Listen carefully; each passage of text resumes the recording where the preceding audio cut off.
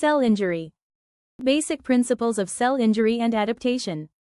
Cell injury, a variety of stresses due to etiologic agents a cell encounters as a resulting of changes in its internal and external environment.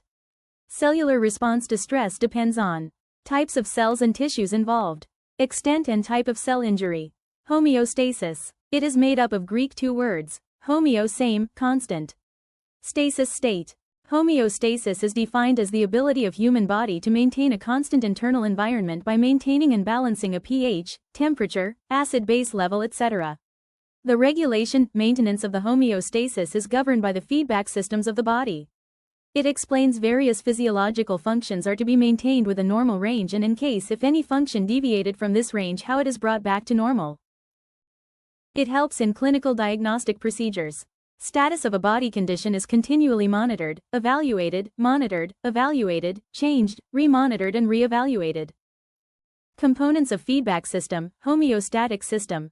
Homeostatic system in the body acts through self-regulating device, which operate in a cyclic manners. All body organ coordinate with each other to maintain homeostasis. This coordination, maintenance of homeostasis, is controlled by feedback system with the help of neuroendocrine, nervous plus endocrine, system. Receptors, sensors, detectors. It's a type of sensor which detects changes or other stimuli. Control center, integrator. It receives the stimuli from receptors and analyzes it, act to direct impulse to the place where response can be made.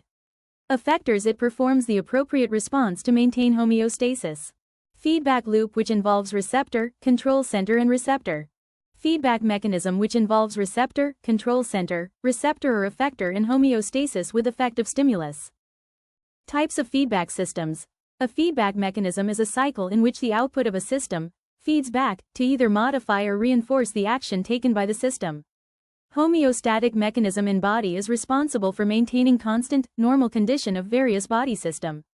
Whenever any change occurs, system receives and reacts to two types of feedback.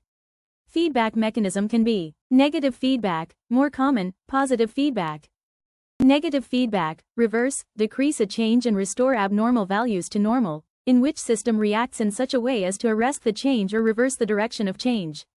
After receiving a message, effectors send negative feedback signals back to the system. Now system stabilizes its own function and makes an attempt to maintain homeostasis. E.g., blood pressure regulation.